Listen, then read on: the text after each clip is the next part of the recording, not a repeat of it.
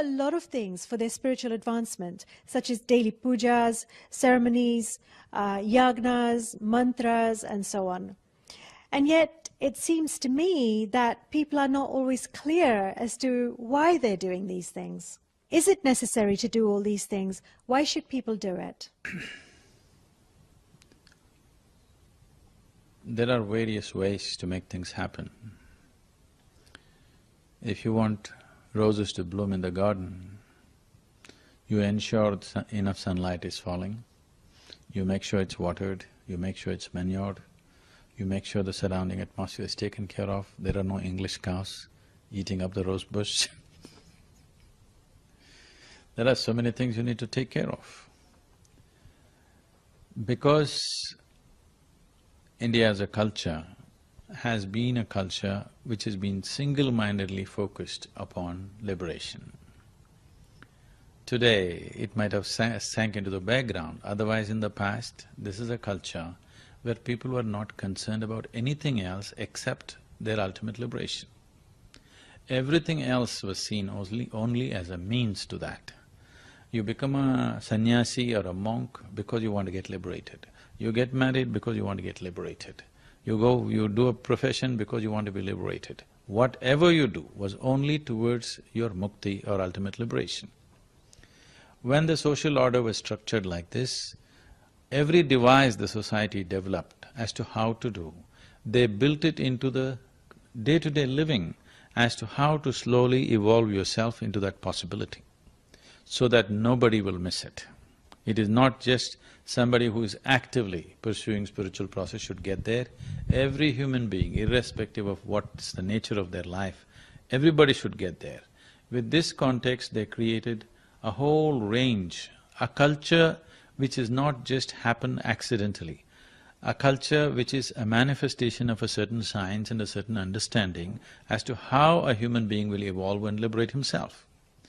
Based on this, everything was specified, how to sit, how to stand, how to eat, how to cook, every little thing that you do, everything should lead to a higher dimension. With this intention, a culture was crafted very carefully.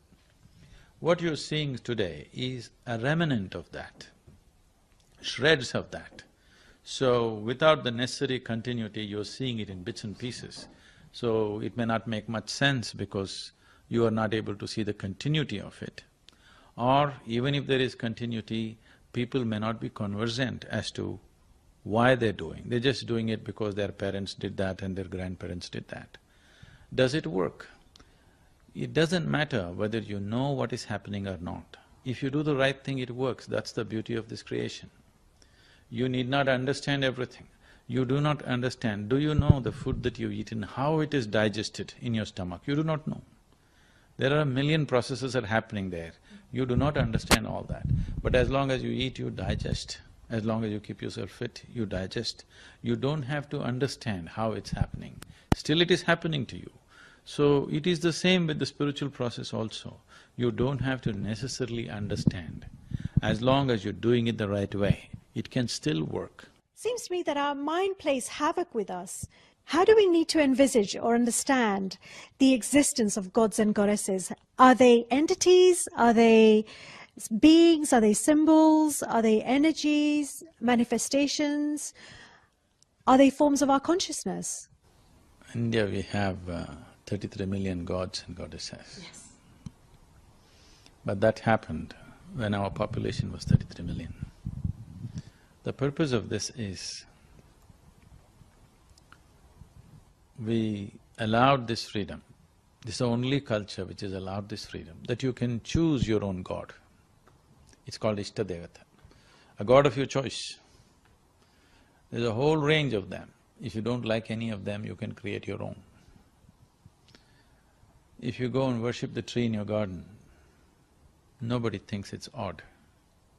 If you worship a stone in your garden, nobody thinks it's odd, because you are given the freedom to create your own god.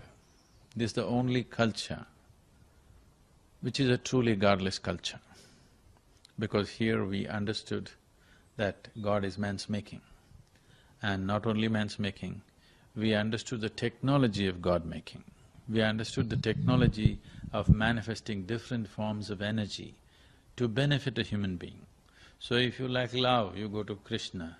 If you're fearful, you go to Shiva. If you lack prosperity, you go to Lakshmi. Like this, a million possibilities were created. And each of them not just believed, but empowered. A certain kind of energy form means it'll assist you in this way. So like this, we went about creating various forms, we're still continuing to create new forms. So these are energy forms. These are not just for emotional worship, these are energy forms that you can relate to. All energy forms were given a access code. If you know the access code, the right kind of mantra, you access that particular energy for that dimension of your life to benefit in a particular way. So this is a whole technology by itself, technology of God-making.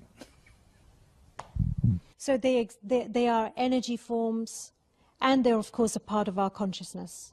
Consciousness is a very vague word, it doesn't say anything as such. I know it's a very freely used word in this part of the world. So the English word consciousness, we normally call it as prajna.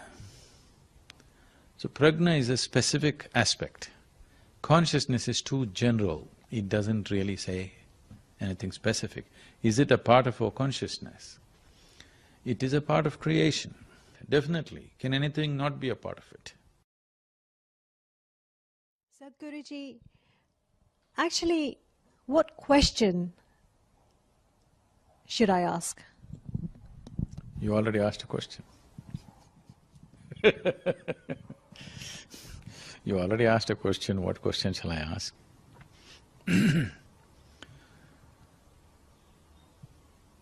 See, it's become a way of life today. Questioning is good only to a certain point of time. It starts an inquiry, it nurtures your inquisitiveness. But you can only ask of questions that you're aware of. If you do not know how to do something, or if you do not know the nature of something, you can ask. But you cannot ask about that you do not know at all. So, question asking is relevant only to a certain point. Beyond that, it takes a different dimension of receptivity and perception for one to really continue to grow and perceive higher and higher dimensions of life. So question asking is not always relevant, it's only relevant to a certain point. You ask a question, and if you get an answer which satisfies you, you relax a little bit. You ask another question, if you get an answer that satisfies you, you relax a little more.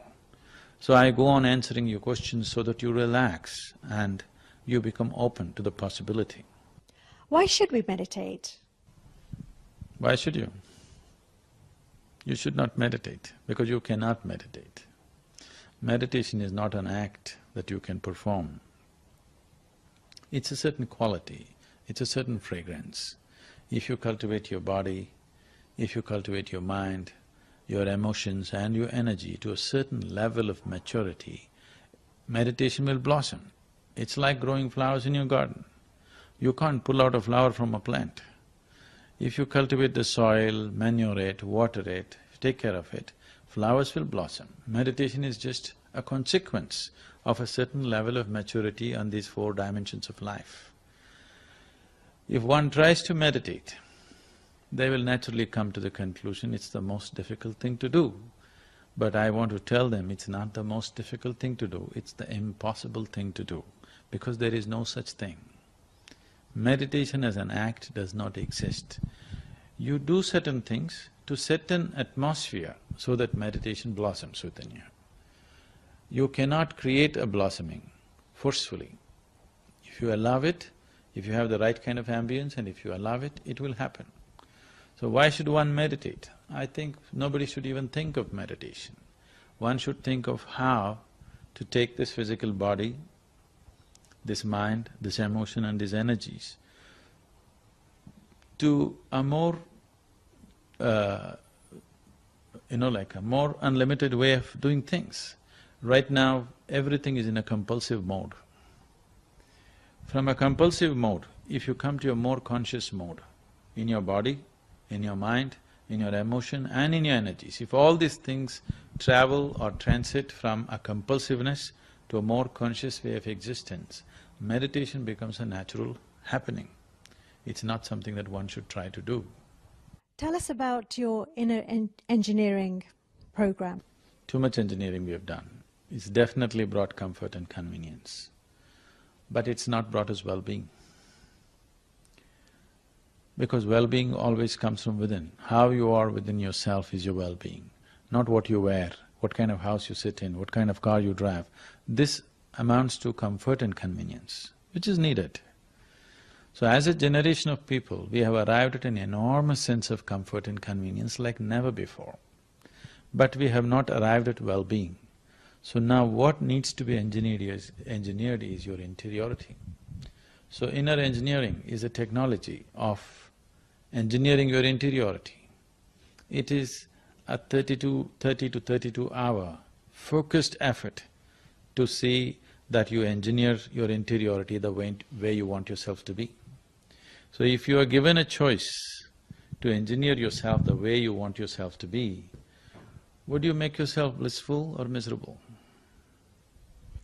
I would definitely choose blissful. What you want for your neighbors may be debatable, but what you want for yourself is definitely pleasantness, isn't it? And if you make yourself very pleasant within yourself, there is substantial medical and scientific evidence today that when you are in a state of pleasantness, your body, your mind, your intelligence, everything works at its best. So a human being can function at his best only when there's utter pleasantness within himself. So engineering a person to a state of ecstasy. Today I can proudly say there are millions of people around the world. If they just close their eyes, tears of ecstasy flow out of their eyes. There are millions of them today. So that's what inner engineering is about.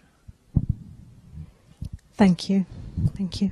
I hope you got value from that conversation. That really was an extraordinary conversation to have with somebody who knows what he's really talking about.